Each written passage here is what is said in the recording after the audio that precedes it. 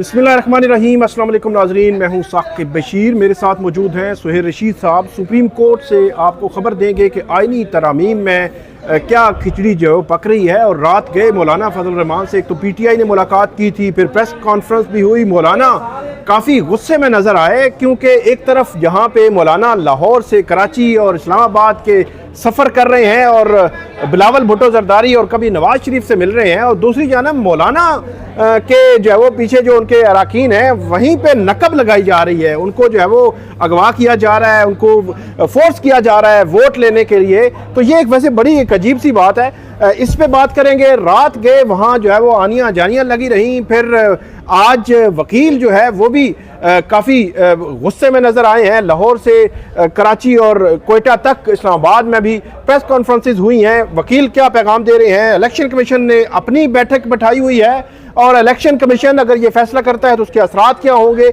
इस सारे तनाजुर पे बात करेंगे। और चीफ जस्टिस काजी फाइज साहब, उनका आखिरी हफ्ता भी शुरू हुआ चाहता है। सुहेल रशीद साहब, रात के बड़ी जो है वो आनियाँ जानियाँ लगी हुई थी और मुझे तो वो याद आ रहा था लम्हा 14-15 सितंबर का, जब इतनी आनियाँ जानियाँ थी, अचानक ब्रेक लग गई। तो आज फिर जो है वो रात को तो पता चला था कि आज जैसा तैसा करनी है जनाब आइनी तरमीम। तो कैबिनेट का इजलास भी नहीं, क्या चल रहा है? जी, इस आइनी तरमीम ने अब हुकूमत की ना अमलन रात की नींदें उड़ा ली हैं। अच्छा, आप अंदाजा लगाएं कि रमजान भी नहीं है तो पूरी रात जाग रहे हैं और सहरी के टाइम मौलाना के घर पहुंच रहे हैं। भाई अगले की मर्जी तो पूछ लो, उन्होंने सोना होगा, सुबह उठना है, कुछ उसका अपना शेड्यूल भी होगा। लेकिन नहीं, दरवाजा तोड़ एंट्रियां हैं कि जी आना ही आना है हमने और आपको मनाना ही मनाना है। आप पहले कुछ फैक्ट्स तरतीब में रखें तो आपको पिक्चर समझ आएगी। कल शाम मौलाना और बैरिस्टर गौहर की टॉक के बाद से सूरत हाल ये है कि रात को दौड़ने लगी रही गवर्नमेंट की। ठीक है, वो कल कुछ अक़वाम मुत्तहिदा के किसी फोरम ने भी एक खत लिख दिया कि ये कंट्रेरी हैं ह्यूमन राइट्स के और इंडिपेंडेंस ऑफ जुडिशरी। आज सेनेटर रजा रब्बानी जो है साबिक चेयरमैन सेनेट, उन्होंने प्रेस रिलीज जारी कर दी है कि जी ये इस तरह जो आप कर रहे हैं तो ये डस्टबिन में जाएंगी हिस्ट्री की यासी तरमीम, और रिस्ट्रेन का मुजाहरा करें। वकला ने आज यहाँ जहाँ हम खड़े हैं यहीं पे खड़े होकर बड़ा दबंग ऐलानात किया। उन्होंने कहा जी हम 2007 से ज़्यादा ताकत से अब आएंगे। आप कोयटा कराची हर तरफ आप वकला देखें वो निकल रहे हैं। ऐसे में मौलाना फजल रहमान अभी तक माने नहीं हैं। और अब कल तक जो बात तरमीम की चल रही थी, आज हुकूमत की पूरी कोशिश यह है कि मौलाना जिस बात पे नाराज़ हो चुके हैं ना उसका अजाला किया जाए। लेकिन उसका अजाला क्या गवर्नमेंट के हाथ में है भी या नहीं? ये बड़ी सवाल ये भी है। ठीक है, तो अब गवर्नमेंट के लिए परेशानी ही परेशानी है। अब मौलाना ने उन्हें अल्टीमेटम दिया हुआ है जी कि आज तक अगर हुआ तो ठीक, वरना तो हम आज फिर वो PTI के साथ बैठ चुके हैं। अब मौलाना कह रहे हैं जी कि PTI बड़ा अच्छा प्ले कर रही है और ये वाकई। और वहाँ पे जब जाते हैं तो बताया जाता है कि सलमान खान राजा वगैरह सारे ड्राफ्ट निकाल के बकायदा ड्राफ्ट पे बात भी करते हैं। मौलाना बड़े कन्विंस हैं कि ये भी इस्लाहात के लिए साथ हैं। अब आज PTI ने उनसे ये मुतालबा रखना है जी कि अच्छा आप एक चीज़ पे हम पहुँच रहे हैं तो इतने ड्राफ्ट आ चुके हैं तो हमें इमरान खान से तो मिलने दें। आज अब वहाँ से एक नया मुतालबा ये आ सकता है, मौलाना शायद साथ खड़े हुए कहें जी कि डिमांड है। ये तो बिल्कुल जायज़ डिमांड है, इसमें क्या है? मिलने दें, इतने क्या वो अंडर ट्रायल है। फिर मौलाना कह रहे हैं ये जो पार्लियामान की खसूसी कमेटी है इसमें वकला को भी बिठाएं, यानी इसका दायरा कार वसी करें। दिन रात उन्होंने ये बात की है, दिन गुजरे हैं। अब दिन गुजरना हुकूमत अफोर्ड नहीं कर सकती। बिल्कुल इसलिए घंटे मिनट जो है वो गिन के गुजार रहे हैं, दिन गुजरना। और फिर अभी देखें कल जो हुकूमत का नया ड्राफ्ट आया था ना उसके ऊपर डिबेट रुक गई है। बिल्कुल उसके ऊपर मुज़ाकरात रुक चुके हैं। बिल्कुल उसके ऊपर कोई बात नहीं कर रहा। अभी पार्लियामान की खसूसी कमेटी का इजलास हो रहा है, उस पर कोई तवज्जो ही नहीं है। तवज्जो है इस वक्त के PTI और मौलाना की मुलाकात से क्या है, इलेक्शन कमीशन से क्या निकलना है, मामला इधर चले गए हुए हैं।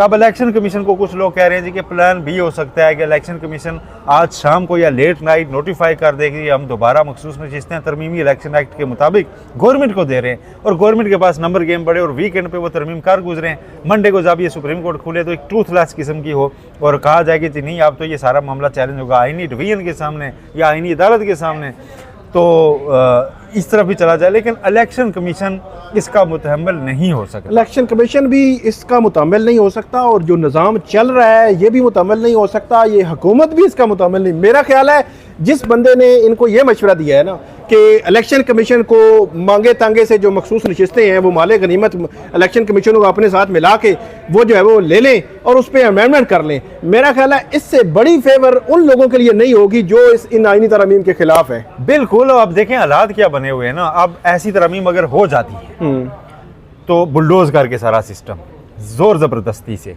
जबरी तरमीम अगर हो जाती हैं, हाँ।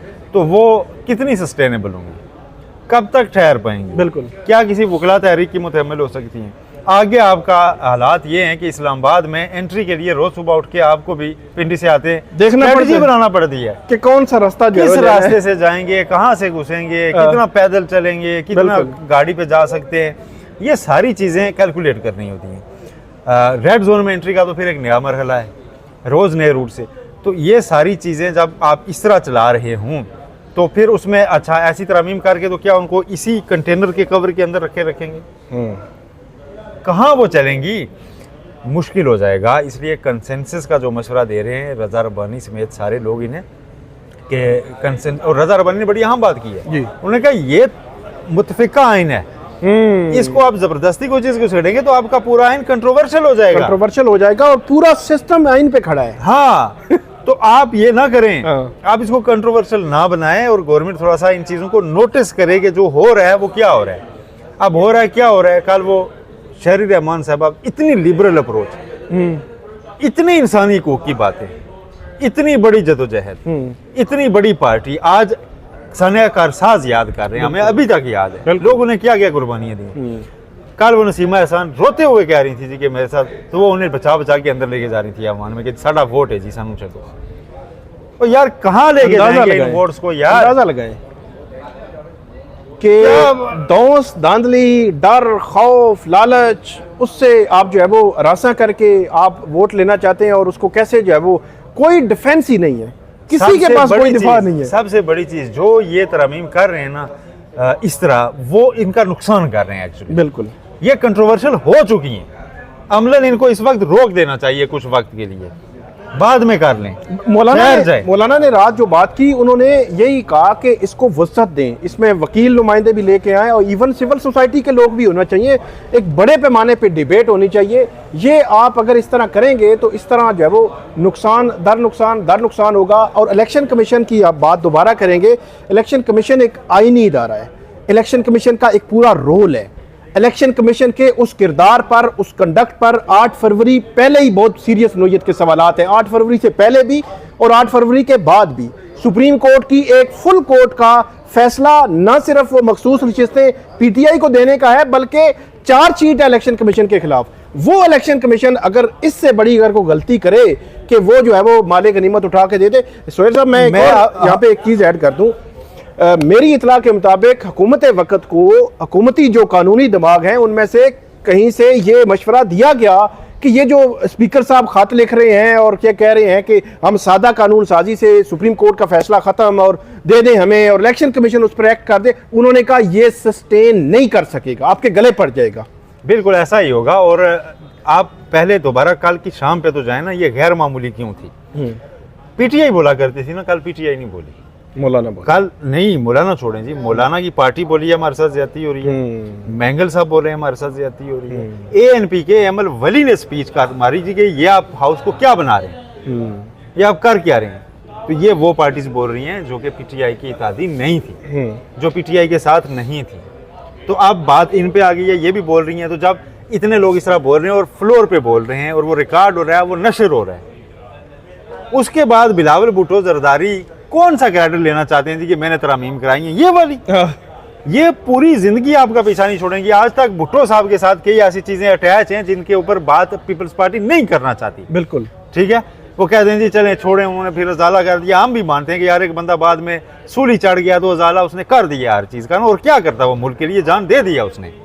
तो इसलिए हम भी कहते हैं कि वो चीजें आप पुरानी भूल जानी चाहिए, क्रिटिसाइज नहीं करना चाहिए। लेकिन अब वालों को तो ये नहीं करना चाहिए ना, अब वालों को नहीं करना चाहिए। और ये आपके साथ जो है वो चीज़ अटैच हो जाती है। और ख़ास तौर पर आप जनरल बाजवा की वो जो लेजिस्लेशन हुई थी, वो सारा मलबा डालते हैं सुप्रीम कोर्ट पे। भाई सुप्रीम कोर्ट ने आपको भेजा, आप कहते हैं हम नहीं करते लेजिस्लेशन, कर ले जी, कोई एक्सटेंशन नहीं है। सूरत हाल अब ऐसी खौफनाक सी बन गई है गवर्नमेंट के लिए, मौजूदा गवर्नमेंट के लिए, कि ये जो गवर्नमेंट में बैठे के लोग हैं ना, या उनके जो खैर खा हैं, वेल विशर्स हैं उनके, वो अब ये ट्वीट्स कर रहे हैं, ये चीज़ें कर रहे हैं कि यार बस रुक जाएं, आप जैसे मंसूर शाह का नोटिफिकेशन करें, he is not a bad man, बड़े अच्छे जज हैं, ठीक है आपने एक कोशिश की तरमीम वगैरह की, लेकिन अब रुक जाएं। अब जो हो रहा है वो आपके लिए ना एक बैड एग्जांपल सेट करेगा।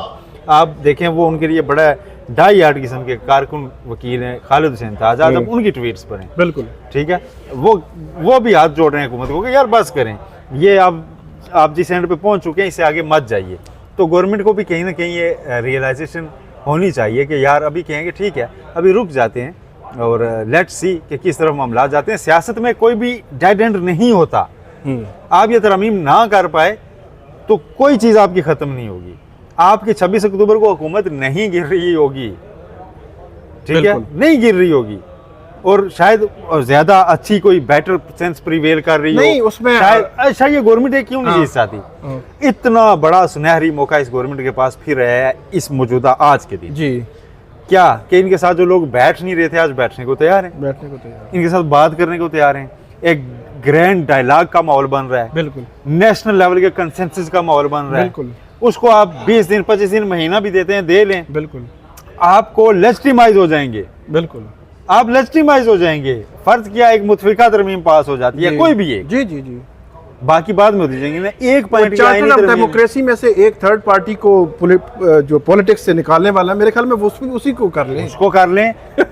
मौजूदा जो ड्राफ्ट है इसमें अगर कोई एक पॉइंट पकड़े, सियासी कंसेंसस बनाना है ना, आपने गुडविल देनी है ना, आपके बागी तरमीम में अभी हम छोड़ रहे हैं, इस पे हम 5 पॉइंट आ गए। आज इजलास में सारे आओ, पीटीआई भी वोट दे रही हो, आप सोचे मुल्क में इमेज किया जा रहा होगा, ओवरऑल भी। बिल्कुल हाँ, गवर्नमेंट इसको जाया कर रही है। गवर्नमेंट अगले 4 साल से कौन से गुजार सकती है। इकॉनमी वगैरह इनकी अगर बेहतर हो रही है तो इनको ये कंटेनर लगा के हुकूमत करने की जरूरत बाकी नहीं रहेगी। इसमें अगर ये ऑफेंसिव होंगे और ये 25 तारीख को जिद बनाएंगे तो इनका नुकसान होगा। Maulana Fazal Rehman plus PTI plus वकला प्लस स्टूडेंट्स बहुत दही फैल रहा है। अच्छा ये चीज बताने के जहन में क्यों? सोहेल साहब एक और बात के ये मतलब जराए बताते हैं कि मंसूर अली शाह साहब तो बड़े रिलैक्स हैं, मतलब वो मतलब होता है कि वो कोर्ट भी आते हैं या चैम्बर में या मुख्तलिफ जगहों पे तो हंसते मुस्कुराते वो जा रहे हैं। अच्छा 2 एंगल्स हैं। नंबर 1 एंगल तो ये था कि कह रहा था यार शाह जी से ज्यादा तो परेशान हम हैं। शाह जी से ज्यादा परेशान हम हैं। असल में हमारा मंसूर अली शाह या कोई भी किसी शख्सियत के साथ नहीं, किसी सिस्टम की हम बात कर रहे हैं कि कुछ सिस्टम जो है वो डिरेल नहीं होना चाहिए। तो उसमें डेफिनेटली मंसूर अली शाह क्योंकि सीनियर पे जज हैं तो उन्होंने चीफ जस्टिस बनना है, तो शाह साहब रिलैक्स हैं। अब 2 एंगल्स हैं। नंबर 1 एंगल तो ये है कि शाह साहब पिछले 20 दिन में एक कोहराम मचा देते सुप्रीम कोर्ट के अंदर, क्योंकि उनके साथ मेजॉरिटी है जी। अगर मेजॉरिटी चीफ जस्टिस काजी फायज ईसा को ये जो है वो होता यकीन, मैं कहता हूँ 50% भी, तो वो फुल कोर्ट बुला लेते। फुल कोर्ट इसलिए नहीं उन्होंने बुलाई क्योंकि उनके साथ मेजॉरिटी नहीं थी, नहीं है। तो अगर वो चाहते तो कोहराम मचा देते। लेकिन मेरा ख्याल है कि ये एंगल जो है उसको उन्होंने ये सब कुछ नहीं किया, और जो पॉलिटिकल पार्टीज हैं उन पर, जो सिविल सोसाइटी है उन पर, जो वकील हैं उन पर बज़ाहिर जो छोड़ा है कि वो ये तय करें कि कौन सा सिस्टम कैसे जो है वो चलना चाहिए, और वो खामोश होकर बैठे देख रहे हैं। ये मेरा ख्याल है इसका एक प्लस पॉइंट भी है कि माइनस जो है वो नेगेटिव पॉइंट भी होता है कि वो अगर बोलते हैं तो बोलना चाहिए था। अगर प्लस पॉइंट ये है कि उन्होंने वो कोहराम नहीं मचाया कि जो 1997 में हुआ था। जो कोई कोहराम उन्होंने नहीं मचाया, उन्होंने बिल्कुल चीज़ों को उस पर छोड़ा हुआ है, और यही उनका मुस्तकिल मिजाज है, ये स्ट्रेटजी नहीं है। वो समझते हैं कि मैं जज हूँ तो मैं अपनी कुर्सी के साथ इंसाफ कर रहा हूँ। बिल्कुल, जिस दिन नहीं होगा तो नहीं होगा, बिल्कुल, कहानी खत्म। ठीक है, वो जब आज से 2-3 महीने पहले वो सेरीना में आए, जी जी, उस पे एक होटल में किसी और में आए थे, हाँ, तो उसमें वो कॉन्फ्रेंस थी, तो वहाँ पर उन्होंने सारे लोग घेर लिया, हो आपका नोटिफिकेशन। उन्होंने कहा अल्लाह है ना, होना हुआ तो हो जाएगा, नहीं होना हुआ तो नहीं होगा। इसमें क्या मसला है, मैं किस चीज़ की परेशानी करूँ, छोड़ो इस चीज़ को। अच्छा। ये मेरा काम, उन्होंने कहा ये मेरा काम ही नहीं है नोटिफिकेशन, ये मेरा काम ही नहीं है। अच्छा, जिनका काम है वो करेंगे। अच्छा, दूसरी चीज़ जो मैं बड़ी लाजमी है कहना चाहूँगा, पीटीआई के लोगों को आजकल एक चीज़ बड़ी देखने की ज़रूरत है। पीटीआई के कारकुनान को बिलखुसूस गुस्सा जज्बात हर जगह नहीं होते। बैरिस्टर गौहर वगैरह को उन्होंने गालियाँ देने शुरू कर दी। बिल्कुल, बैरिस्टर गौहर वगैरह ने, सलमान करूम राजा ने उनका जो पॉलिटिकल फ्रंट एंगेज किया है, जी बिल्कुल, उससे जो मैच फंसा है, उससे जो गवर्नमेंट की दौड़ें लगी हैं, वो एहतजाज से नहीं हो सकती थी। उन्होंने बड़ी स्ट्रेटजी से मौलाना के साथ बैठ के कहा जी कि हम भी अपना ड्राफ्ट दे रहे हैं। उन्होंने खुद को सिस्टम से अलग नहीं किया, सिस्टम का हिस्सा बने। मौलाना ने कहा यस वेलकम, और उन्होंने कहा मौलाना हम आपका ड्राफ्ट कबूल कर रहे हैं। उन्होंने कहा बिस्मिल्लाह। उन्होंने कहा हम इसको मंजूर भी करवाएंगे, बिल्कुल। सो बिस्मिल्लाह। अब उनके साथ खड़े हैं, अब वो कहते हैं जी अच्छा हमारे लीडर से मुलाकात करवाएं, हमारी राय भी लें, हमारी तजावीज़ भी लें, उस पर टाइम बाई हो रहा है ना। टाइम बाय भी सुहेल साहब ये भी इसमें हो रहा है कि आप देखें कि सितंबर का एंड वीक चल रहा था, ये बड़ी कंफर्म इतलात थी कि अक्टूबर के पहले हफ्ते में या पहले 10 दिनों में ये तरमीम हर सूरत मंजूर होनी है। जी जी, ये मेरा ख्याल है बैरिस्टर गोहर हो, सलमान अकरम राजा हो, पीटीआई या अली अमीन गंडा, सब इनकी पूरी क़यादत जो है इन्होंने आज 18 तक पहुंचा दिया है मामला। बेशक पहले एहतजाज, फिर एससीओ, एहतजाज जो पीटीआई के कुछ कारकुनान समझते हैं ना कि सलमान अकरम राजा बैरिस्टर गोहर भी ढी चौक जाके अरेस्ट हो गए होते, आज तक जमानतें करवा रहे होते, और फिर पर्पस उन्होंने सर्व हो गया, फिर एक प्रेस कॉन्फ्रेंस में वाज़ेह ऐलान किया होता जी हमने तो इन तरामीम के साथ चलना ही है। तो मौलाना को गवर्नमेंट कहती भाई वो तो है नहीं, उन्हें तो कुछ करना नहीं, तो इस नाल हो या नहीं हो। बिल्कुल। तो आज तक शायद मौलाना कुछ ले दे पर राजी हो चुके होते। अब पीटीआई ने मौलाना को दिखाया हुआ है कि सर पॉपुलर पार्टी हम केपीके और हम जो है वो करना चाहते हैं, वोटर की सपोर्ट बिल्कुल हमारे साथ हैं, उधर क्या रखा है, वो तो आज हैं कल नहीं है, हम तो कल आएंगे, ठीक है, और लोग हमारे साथ हैं, आए मौलाना आपको वापस केपीके देते हैं, बात बन रही है ना। बिल्कुल। बजाय इसके कि वो आप उल्टे सीधे नाम रख के गिरफ्तारियां और डी चौक पे मारा मारी हो रही होती, खत्म हो जाता मामला। सलमान अकरम राजा ने उस दिन क्या कहा था, उन्होंने कहा था बहुत आसान था डी चौक जाना, तकरीर करना, गिरफ्तारी देना, लेकिन ये नाइंसाफी होती जो जिम्मेदारी मेरी है इस वक्त उसके साथ। बिल्कुल बिल्कुल। और वो जिम्मेदारी निभा रही है ना। आप देख लेना वो अलीमा खान और उस्मा खान जेल में अभी तक जेल में होती तो किसी से कोई राब्ता नहीं, कोई जिम्मेदारी उन्होंने निभाई है ना। देखिए पीटीआई का इस वक्त क्या था, पीटीआई का डर था कि चीफ जस्टिस काजी फायज साहब को एक्सटेंशन दे दी जाएगी, हद उम्र बढ़ा दी जाएगी, आज वो डर माइनस हो चुका है, और डर जो है वो इसी सिनेरियो की वजह से माइनस शायद ना होता ये। हाँ, आज वो डर माइनस हो चुका है पॉलिटिकल स्ट्रेटजी की वजह से, पॉलिटिकल फ्रंट एंगेज करने की वजह से। उनका था डर कि आईनी अदालत बन जाएगी, किसी हद तक वो भी माइनस हो चुका है। अब आईनी डिवीजन वगैरह उसके ऊपर अभी डिबेट ही नहीं शुरू हुई, एक पार्टी ने मसवदा दिया है, वो आगे कोई मानेगा तो मानेगा ना, ठीक है, उसके ऊपर भी काफी सारी चीजें चेंज हो जाएंगी। तो ये चीजें उन्होंने दो तो माइनस करवा ली हैं, ठीक है। बिल्कुल। अब 99% श्योर हो चुका है कि चीफ जस्टिस काजी फायद साहब किसी भी रोल में वापस नहीं होंगे, और उसको बाकी जो 1% है और उसके ऊपर खाली तरमीम हो रही है, और अगर वो हो भी है तो पीटीआई को फौरी डेंट नहीं पड़ना। तो ये चीज जो सिक्योर किया ना स्पेस, ये पीटीआई ने पॉलिटिकल मूवमेंट से की। बिल्कुल। ये उन्होंने पब्लिक या सड़कों पे दिंगा मस्ती से, वो उसका एक अपना रोल होता है, अपना एक प्रेशर, उसका एक प्रेशर होता है। मौलाना सिंध गए, इन्होंने बात करने से बिलावल से पहले दिन उन्होंने जलसा किया, उन्होंने पावर शो किया, अगले दिन बिलावल के साथ बैठे हैं, तेरे सूबे में जलसा करके हूँ, बता। हाँ बिल्कुल, उसका असर डेफिनेटली होता है। सुहेल साहब आखिरी सवाल, कल का जो मुबैना मुसवदा सामने आया है उसमें यह लिखा हुआ है कि जो टॉप 3 में से चीफ जस्टिस होगा, और पहला जो चीफ जस्टिस है वो 3 दिन पहले उसको नॉमिनेट करना है। 3 दिन का मतलब 25 अक्टूबर, 24 और 23, मतलब 22 अक्टूबर रात 12 बजे तक नॉमिनेट करना है। ठीक हो गया। आज है 18 मतलब 5 बज गए हैं, 4 बज गए हैं, तो इन्होंने तरमीम करनी है, जेसीपी जो है नोटिफाई होनी है, जेसीपी नोटिफाई होने के बाद उसका इजलास बुलाना है, इजलास बुलाने के बाद जो है वो उसमें नॉमिनी आने हैं, फिर मंजूरी होनी है, और टाइम है 3 दिन, 3.5 दिन। क्या लगता है आपको? Running against the time, government के लिए गेम ओवर है। गवर्नमेंट को इसको ग्रेस के साथ कबूल करना चाहिए और इसको अपनी अना का मसला नहीं बनाना चाहिए। मौलाना ने ज़रा ये कंफर्म बताते हैं कि मौलाना ने उनके सामने एक ही शर्त रखी हुई है कि जस्टिस मंसूर अली शाह का नोटिफिकेशन तो आप करेंगे, ये तो हम फ्यूचर के लिए आपके साथ चल रहे हैं, ठीक है, ये नोटिफिकेशन तो आप करें ना, बिस्मिल्लाह। तो अभी इसके ऊपर डिबेट होना बाकी थी, बीच में बंदे छंदे उठाने का एपिसोड आ गया, तो उस पर मामला मजीद और तरफ चल पड़ा है, जिससे गवर्नमेंट का नुकसान हुआ है।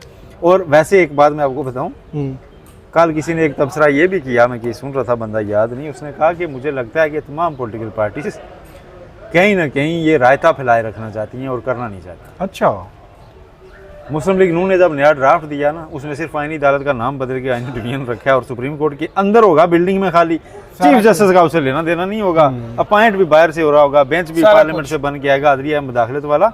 ये इस पे अभी पीटीआई और मौलाना नहीं मानेंगे, और मत भूलें कि मौलाना को देने के लिए गवर्नमेंट के पास फिलहाल कुछ नहीं है। बहुत शुक्रिया सुहेल रशीद साहब ने पूरा सिनेरियो हमें बताया कि क्या चल रहा है आईनी तरमीम के हवाले से, पॉलिटिकल पार्टीज़ क्या सोच रही हैं और सुप्रीम कोर्ट के अंदर क्या चल रहा है। नाज़रीन, आपको अपडेट करते रहेंगे, हमें फीडबैक दीजिएगा। अल्लाह हाफिज़।